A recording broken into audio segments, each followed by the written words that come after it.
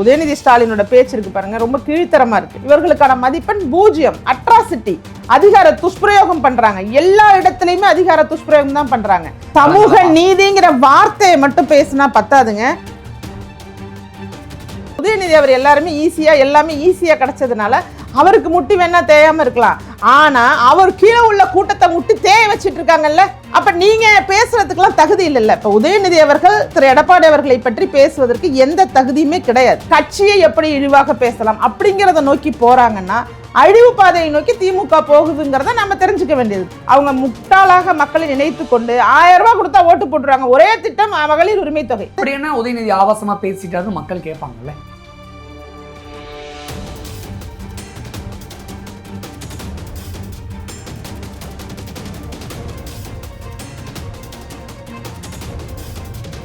அதிமுக கூடிய சீக்கிரம் ஆம்புலன்ஸ்ல போக போகுது அப்படின்னு உதயநிதி ஸ்டாலின் மிக கடுமையான விமர்சனத்தை முன் வச்சிருக்காரு. இதை எப்படி பாக்குறீங்க? அது ஆம்புலன்ஸ்ல போறது இருக்கட்டுங்க, இவர்களோட நிலை அதை விட மோசமா இருக்கு. இவர் சொன்ன மாதிரி திமுகவோட நிலை இன்னைக்கு மக்களுடைய எதிர்ப்பலை. நீ என்னதான் கூட்டணி இருந்தாலும் மக்கள் அப்படிங்கிறவங்க இருக்காங்கல்லங்க, அந்த டெசிஷன் மேக்கிங் அப்படிங்கிறதுக்கு ஒரு ஃபேக்டர் இருக்கும்ல.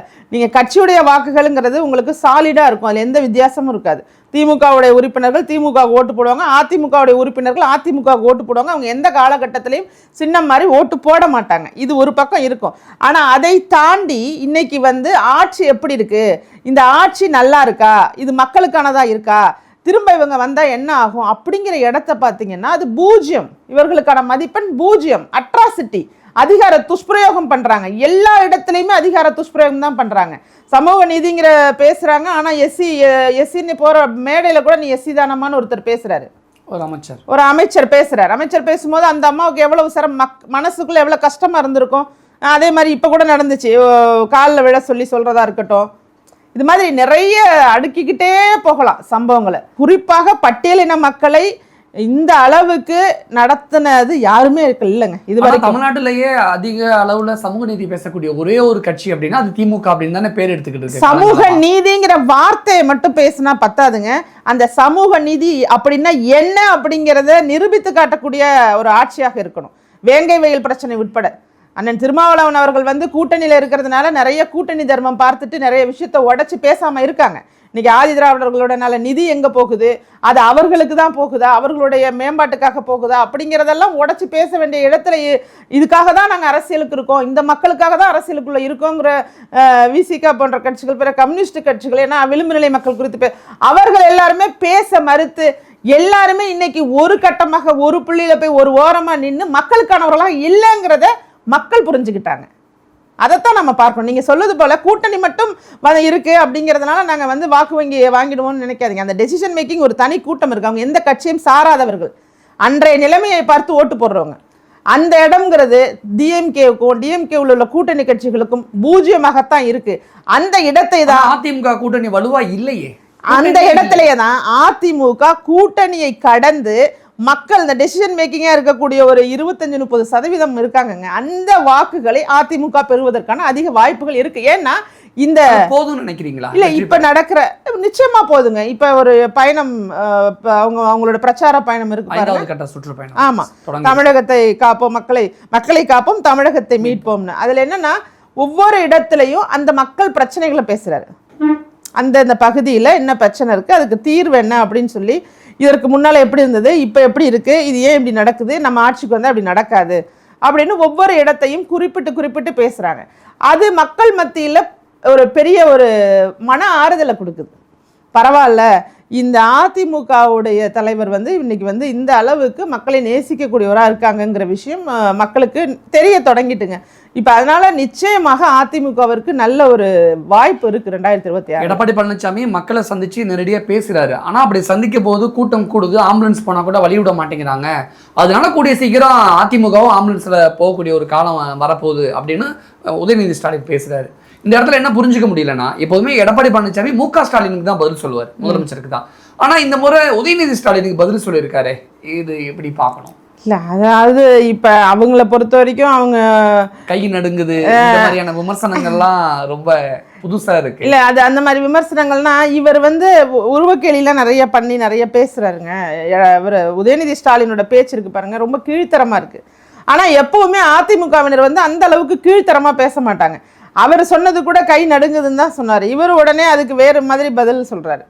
யாருடைய முட்டி தேய்ஞ்சுது அதிகமானு பார்ப்போம் அப்படின்னு. என்ன மாதிரியான ஒரு விமர்சனம்? கை நடுங்குது, முட்டி தேயுதுங்கிறதுலாம் நான் அதுக்கு விளக்கம் கொடுக்குறேங்க. அது உதயநிதி அவர்கள் முட்டி தேயுதுன்னு சொன்னார்ல. ஆமா, எப்படின்னா 19-20 வயசுலேருந்து ஒரு கட்சியில சேர்ந்து கிளை பொறுப்பில் இருந்து முதல்வராக வரணும்னா அவங்க நடந்த நடை எவ்வளவு இருக்கும், அவங்க சென்ற பயணங்கள் எவ்வளவு இருக்கும், முட்டி தேயதான் செய்யும். அவருக்கு தெளிவாக புரிஞ்சுக்கணும். அவர் முட்டி தேய தான் செய்யும். அந்த மாதிரி கடின உழைப்பில் எந்த பின்புலமும் இல்லாமல் ஒருத்தர் வந்து ஒரு உயர் பதவிக்கு வரணும்னா அவங்க கால் நடக்காத ஏரியாவே இருக்காது, அவங்க செல்லாத ஊரே இருக்காது, அவங்க ஏறாத மேடை இருக்காது, பேசாத பேச்சு இருக்காது. முழு வாழ்க்கையுமே அவங்க அரசியலுக்காகவும் மக்களுக்காகவும் தன்னையே வந்து அப்படியே குடும்பம் எப்படி இருக்குங்கிறது கூட தெரியாமல் மக்களை நோக்கியே பார்வையில் இருந்தால் முட்டி மட்டும் இல்லைங்க, உடலளவு இல்லை, அவங்களுடைய லாஸ் அப்படிங்கிறத யாராலையுமே நிகர் பண்ண முடியாத அளவுக்கு ஒரு இழப்பு இருக்கும். எல்லாரும் சொல்கிறாங்க அரசியல்வாதி. ஆனால் அந்த அரசியல்வாதியாக 50-60 ஆண்டு காலம் அவங்க எவ்வளவு தொலைச்சிருக்காங்க அப்படிங்கிற இடம் இருக்குது பாருங்க, அது அதிகம். ஆனால் அது உதயநிதிக்கு கிடையாதுல்ல. உதயநிதி அவர் எல்லாமே ஈஸியாக கிடச்சதுனால அவருக்கு முட்டி வேணா தேயாமல் இருக்கலாம். ஆனால் அவர் கீழே உள்ள கூட்டத்தை முட்டி தேய வச்சுட்டு இருக்காங்கல்ல. ஒரு மேயர், தஞ்சாவூர் மேயர், நீங்கள் அந்த வீடியோ பார்த்தீங்கன்னா அந்த உடையோட அந்த அங்கியோட மேயர் உயர் பதவி, அந்த பதவிக்கும் அந்த அந்த அந்த உடைக்கும் ஒரு மரியாதை இருக்குது. அதை போட்டுக்கிட்டே காலில் வந்து விழுகிறாரு. அப்போ நீங்கள் பேசுகிறதுக்கெல்லாம் தகுதி இல்லைல்ல. இப்போ உதயநிதி அவர்கள் திரு எடப்பாடி அவர்களை பற்றி பேசுவதற்கு எந்த தகுதியுமே கிடையாது. வேறு மாதிரி ஒரு நாளெலாம் பயன்படுத்தவே முடியாது. அந்த மாதிரி லாங்குவேஜஸில் பேசுகிறது நீ வந்து வேறு, அதை நான் சொல்ல விரும்பலை. ஆபாசமான முறையில் உதயநிதியோட பேச்சை வந்து அப்படின்னா உதயநிதி ஆபாசமாக பேசிட்டாருன்னு மக்கள் கேட்பாங்கல்ல. இல்லை, நான் மக்கள் பார்த்துருப்பாங்க. இங்கே மறதி இருக்கிறதுனால வேணால் அது நாளடைவில் மறந்து போயிருக்கலாம். அது ஆபாசமாக பேசக்கூடியவர் இல்லைங்கிற ஒரு பார்வை. அது வந்து திருமதி சசிகலா அவர்கள் பற்றி பேசும்போது ஒரு ஒரு வேறு மாதிரியான வார்த்தையை அவர் பேசிட்டார் உதயநிதி. அது ஒரு பெரிய பிரச்சனையானது. ஏன்னா எனக்கு இவங்கள மாதிரி கீழ்த்தரமாக பேச வராதுன்னு அதை பேச மறுக்கிறேன். ஆனால் அவர் அதை பேசுகிறது உண்மை, பார்க்குறவங்களுக்கே தெரியும். வேணால் அது சம்மந்தமான வீடியோ கூட அவங்க போட்டு கூட சர்ச் பண்ணி பார்த்துக்கிட்டோம். ஆனால் அந்த அளவுக்கு இவருக்கு அரசியலில் என்ன பேசணும், ஏது பேசணும், சிரிக்கிறது, எடப்பாடி அவர்கள் சிரிப்பதை கூட விமர்சனம் செய்தார். அதே மாதிரி அந்த கட்சியில் இருக்கிற ராசா அவர்கள் திரு எடப்பாடி அவர்களோட தாயாரை பற்றி இழிவாக பேசுகிறாரு. ஒட்டு மொத்தமாக இந்த திமுகவினரோட ஒரு அரசியல் பாணியே எப்படி இருக்குன்னா மிகவும் கீழ்த்தரமானது, மிகவும் கேவலமானது. இவர்களெல்லாம் வந்து விமர்சனம் செய்வதற்கு எந்த விதமான தகுதியும் கிடையாது. இந்த தகுதி இல்லாதவர்கள் விமர்சனத்துக்கு உண்மையாகவே வந்து மாண்புமிகு எதிர்க்கட்சி தலைவர் அவர்கள் பதில் சொல்ல வேண்டிய அவசியம் இல்லைன்னு நான் நினைக்கிறேன். முட்டி தேஞ்சிருச்சுன்னு சொன்னதுக்கு விளக்கம் கொடுத்தீங்க. கை நடுங்குது அப்படின்னு அவங்க பேசிக்கிட்டாங்களே, அதுக்கு என்ன? அது மக்களுக்கே புரியுங்க. கை யார் யாருக்கெல்லாம் நடுங்குங்கிறது நிச்சயமாக. அதுவும் தமிழ்நாட்டில் அதிகமான டாஸ்மாக் கடைகள் இருக்கிறதுனால யார் யாருக்கெல்லாம் சாயங்காலம் 6 மணி ஆகிட்டுனா கை நடுங்குதுங்கிறது நம்ம மக்கள் பார்த்துட்டு இருக்க மக்களுக்கே தெரியுங்க. அதை நான் சொல்லி தான் தெரியணுமா என்ன? நிச்சயமாக அது மக்களுக்கு தெரியும். என்ன ஏதாவது நம்ம மது போன்ற விஷயத்துக்கு அடிமையாக இருக்கிறவங்களால கையை ஸ்ட்ரைட்டாக வச்சா அவங்களுக்கு வந்து ஒரு நடுக்கம் இருக்கும் அப்படிங்கிறது தான். அதை தான் அப்படி குறிப்பிட்டிருக்காரு. இதில் ஒன்றும் இல்லை, இதில் ஒன்றும் தவறு இல்லை, இது வந்து உண்மைதான் அப்படிங்கிற மாதிரி தான் அவர் அதை அக்செப்ட் பண்ணிட்டு தானே பதில் கொடுத்துருக்காரு. எனக்கு கை நடுங்காதுங்கிறத அவர் கை நீட்டி இப்படி காமிச்சிருந்தாருன்னா அவர் வந்து பரவாயில்ல, அவர் பதில் சொல்லிட்டாருன்னு சொல்லலாம். அதை ஏற்றுக்கிட்டார் அவர். ஆமாம், எனக்கு கை தான் நடுங்கும் அப்படின்னு சொல்லிட்டு தானே அந்த விளக்கம். அது அப்படி தான் நம்ம எடுத்துக்கணும். அதை பதில் கொடுக்கணும்னு அப்படி தானே. இல்லைன்னா நீ வீரனா அப்படின்னு கேட்டால் நான் வீரன் தான், இந்த கல்லை தூக்கி வேணா கல்லை தூக்கி காமிப்பாங்க. அதுக்கு பதிலாக நான் ஒரு செங்கலை தான் தூக்குவேன், ஆனால் வந்து உனக்கு அப்படி அப்படின்னு சொன்னால் அவங்களால அந்த கல்லை தூக்க முடியாதுன்னு அர்த்தம் அதுக்கு. அது மாதிரி இவர் வந்து ஏற்றுக்கொண்டார். அப்போ திரு எடப்பாடி அவர்கள் சொன்னது வந்து உண்மையான கருத்து அப்படிங்கிறத நம்ம புரிஞ்சுக்கலாம். அப்போ அந்த இடத்துல ஏதோ ஒன்று வேற மாதிரி எதிர்மறையான விமர்சனங்கள் அல்லது டபுள் மீனிங்ல விமர்சனங்கள் பண்ண போய் கொஞ்சம் அப்படி மாறி இருக்கா? ஆமாங்க, உதயநிதி அவர்கள் பேசுறதா ரொம்ப தரம் தாழ்ந்து இருக்குங்க. இப்போ இவங்க சொன்னது வந்து தரம் தாழ்ந்ததெல்லாம் கிடையாது. நீங்கள் இது வந்து இதை தரம் தாழ்ந்து நம்ம எடுத்துக்கவும் முடியாது. ஆனால் நான் தான் குறிப்பிட்டேனே, அவங்க கட்சியில் எப்படி பேசுனாங்க, என்ன பண்ணுறாங்க. எப்போவுமே நீங்களே பொதுச் செயலாளருங்க, எங்களுக்கு சுலபமாக இருக்கும். நீங்கள் எப்போ அதிமுக உறுப்பினரா? நீங்கள் கேட்குறேன்.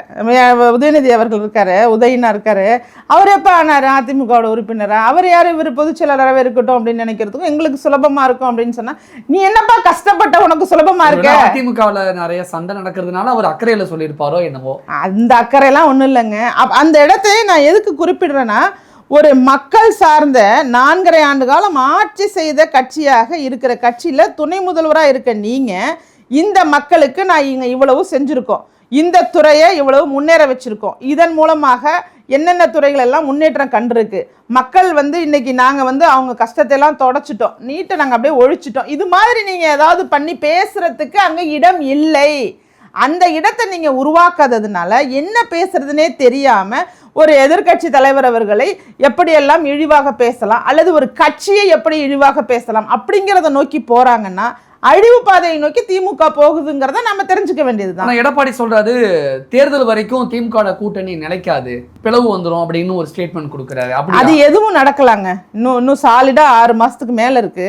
அதனால கண்டிப்பாக நவம்பர் டிசம்பர் வரைக்குமே நம்ம ஜனவரி வரைக்குமே அவங்களோட முடிவுகள் மாறும். கடைசி கட்டத்தில் கூட மாறும். நம்ம தான் பார்த்தோமே, பிப்ரவரி மார்ச்சில் கூட முடிவு எடுக்கிறதுக்கான டைமாக எடுத்துக்கிறாங்க. அதனால் எது வேணாலும் நடக்குங்கிறது அரசியலில் உள்ளவங்களுடைய அனுபவம். அதில் எந்த தவறு இருக்கிறதா? திமுக கூட்டணிக்குள்ள ஒரு ஒரு ஒரு உட்கட்சி பிரச்சனை அல்லது கூட்டணிக்குள்ள ஒரு குழப்பம் அப்படிங்கிற மாதிரியான விஷயங்கள் இருக்குங்கிறது தான் பார்க்கணுமா? அதுதான் உண்மையா? ஆமாங்க, நம்ம தான் இப்போ செய்தித்தாளே பார்க்குறோமே, காங்கிரஸ் அதிக சீட்டுகளை எதிர்பார்க்குறாங்க. அந்த சீட்டு பிரச்சனைங்கிறது வரும்போது விடுதலை சிறுத்தைகளும் அதிக சீட்டு, எல்லாருக்குமே தான், கம்யூனிஸ்ட் விடுதலை சிறுத்தை எல்லாருமே இப்போ எண்ணிக்கை அதிகமாக கேட்குறாங்க. அப்படிங்கும் போது அந்த இடத்துல ஒரு மனக்கசப்பு, ஒரு பிளவு வர வாய்ப்பு இருக்கும். அப்போ அடுத்தடுத்த வாய்ப்புகள் இருக்கிற இடத்தை நோக்கி நகருவோம், நம்ம கட்சியை நம்ம பார்ப்போம் அப்படின்னு நினைக்கிறவங்களும் இருக்காங்க தானே.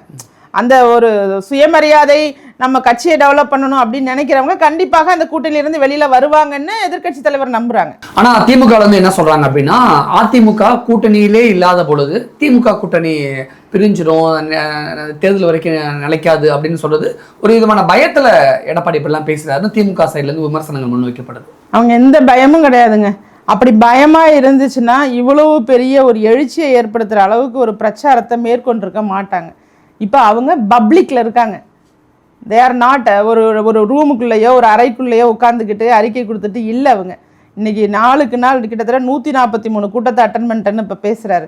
அப்படி இருக்கும்போது அவருடைய முழு ஈடுபாடும் மக்களை நோக்கி நகர்ந்துட்டு இருக்கும்போது என்ன பயம் அவங்களுக்கு? பயம் அப்படிங்கிற வார்த்தை திமுகவுக்கு தான். பயம் என்னடா இவ்வளோ கூட்டம் கூடுது, ஒவ்வொரு ஊர்லேயும் இவ்வளோ கூட்டம் கூடுது அப்படிங்கும்போது, ஏன்னா இந்த ஆம்புலன்ஸ் பிரச்சனைக்கே மிக தெளிவாக விளக்கம் கொடுத்துருக்காரு. பல இடங்களில் ஆம்புலன்ஸ் வரும்போது விடுங்கப்பா ஆம்புலன்ஸ் வரட்டும்னு சொல்லிகிட்டே இருக்காரு. அந்த வீடியோவை நீங்களும் பார்த்துருப்பீங்கன்னு நம்புகிறேன். அப்போ எடப்பாடி அவர்கள் விடுங்கன்னு சொல்லி இப்போ சொல்லிக்கிட்டே இருக்கும்போது இந்த தகவல் அவருக்கு வருது. இந்த மாதிரி வேண்டுமென்றே ஆம்புலன்ஸை வர வைக்கிறாங்கங்கிற தகவல் வரும்போது, அப்போ ஒரு ஆம்புலன்ஸ் வரும்போது சரி உள்ள நோயாளி இருக்காங்களான்னு பார்க்குறாங்க. அங்கே நோயாளி இல்லைங்கிறது தெரியுது. சரி ஏதாவது ஒரு தொலைபேசியில் ஒரு ஃபோன் வந்ததுனால இவங்க வந்தாங்களான்னு பார்க்குறாங்க. அப்போ அது மாதிரி ஒரு ஃபோனும் வரல. இதை தான் அவர் எடுத்து இந்த மாதிரி ஏன் ஒரு இழிவான அரசியல் பண்ணுறீங்க, உங்களுக்கு தைரியம் இருந்தால் நேருக்கு நேராக நில்லுங்க, அதை விட்டுட்டு மாற்று வழி இருக்குது. அந்த ஆம்புலன்ஸ் வருவதற்கான 2 மாற்று வழிகள் இருக்கும்போது அந்த கூட்ட நெரிசலில் இந்த கூட்டத்தை டிஸ்டர்ப் பண்ணணும், தொந்தரவு கொடுக்கணுங்கிறதுக்காக நீங்கள் அனுப்புறது நியாயம் இல்லைங்கிறது தான் அந்த பிரச்சனையை கரெக்டாக தெளிவாக சொல்கிறாரு. ஆனால் இவங்க ஒரு கோழைத்தனமாக, இதை நான் கோழைத்தனம்னு தான் சொல்ல முடியும். ஏன்னா ஒரு ஒரு கூட்டத்தை கலைக்கணும் அப்படிங்கிறதுக்கு இது மாதிரியான ஒரு முயற்சியெல்லாம் எடுத்தால் வேறு என்ன சொல்ல முடியும்? நீங்கள் பதிலுக்கு ஒரு பிரச்சார கூட்டத்தை போட்டு இன்னும் அதிகமாக கூட கூட்டத்தை கூட்டி காட்டுங்க. அதுதான் பண்ணணுமே தவிர அதை விட்டுட்டு அதை எப்படி நம்ம கலைச்சி விடலாம், அவங்களுக்கு எப்படி நம்ம தொந்தரவு கொடுக்கலாம், அவர் பேசுகிறப்ப எப்படி ஸ்டாப் பண்ண வைக்கலாம், ஸ்ட்ரக் பண்ண வைக்கலாம் அப்படிங்கிறதெல்லாம் நினைக்கிறது மிக ஒரு கீழ்த்தரமான ஒரு அரசியல் முறையாக தான் நான் பார்க்குறேன். உதயநிதி அவர்கள் அரசியலை முதல்ல மாடர்ன் அரசியல் அப்படின்னு நம்ம சொல்லணும் அப்படின்னு சொன்னால் கண்டிப்பாக ஒரு ஒரு மக்கள் பற்றின பிரச்சனைகளை அவர் நேரில் ஏதாச்சும் பார்க்கணுங்க. அவருக்கு எந்த அனுபவமும் கிடையாது. அந்த அனுபவத்தை வளர்த்துக்கணும்னு நினைக்கல. அவங்க ஃபேமிலியே அவர் முதல்வருடைய பேரனாக வளர்ந்தவர். அவருக்கு என்ன மக்கள் பிரச்சனை தெரிய போகுது? இன்றைக்கி திரு எடப்பாடி அவர்கள் அங்கங்கே எல்லா பிரச்சனையும் பேசுகிறாங்கன்னா அவங்க ஒவ்வொரு இடத்துலையுமே சாமானியர்களோட பழகி அவர்களை அன்றாட பிரச்சனைகளை தெரிந்து கொண்டு, இப்போ நெசவாளர் பிரச்சனைனா என்ன, விவசாய பிரச்சனை என்ன, பாதுகாக்கப்பட்ட வேளாண் மண்டலமாக டெல்டாவை ஏன் மாற்றணும், எதுக்காக மாற்றணும், அதெல்லாம் அவர் மாற்றினார்ல. மருத்துவக் கல்லூரிகளை கொண்டுட்டு வந்தது, 7.5% இடஒதுக்கீடு, இதெல்லாம் எப்படி வருது? இது மாதிரியான திட்டங்கள் நீங்கள் ஏதாவது ஒன்று திமுக ஆட்சியில் இருந்ததுன்னு சொல்லுங்க பார்க்கலாம். அவங்க முட்டாளாக மக்களை நினைத்து கொண்டு 1000 ரூபாய் கொடுத்தா ஓட்டு போட்டுருவாங்க. ஒரே திட்டம் மகளிர் உரிமை தொகை, அவ்வளவுதான், இலவச பேருந்து. இது 2 தவிர மாறி மாறி நீங்க எவ்வளவு முறை நீங்க திமுக காரவங்களை பேட்டி எடுத்தாலும் இது 2 தான் சொல்லுவாங்க. இதை தவிர வேற ஏதாவது சொல்ல முடியுமான்னு அவங்கள்ட்ட இல்லை. அதனால அவங்களால சொல்ல முடியாது. இதுதான் நடந்துட்டு இருக்கு. மக்கள் நல்லாவே தெளிவாயிட்டாங்கன்னு நான் நினைக்கிறேன். அரசியல் சார்ந்து நிறைய விஷயங்களை மனம் திறந்து வெளிப்படுத்தியிருக்கீங்க. கண்டிப்பாக இந்த விஷயங்கள் எல்லாமே ஒரு தாக்கத்தை ஏற்படுத்தும் அப்படின்னு நாம நம்புகிறோம். மிக்க நன்றி. நன்றி.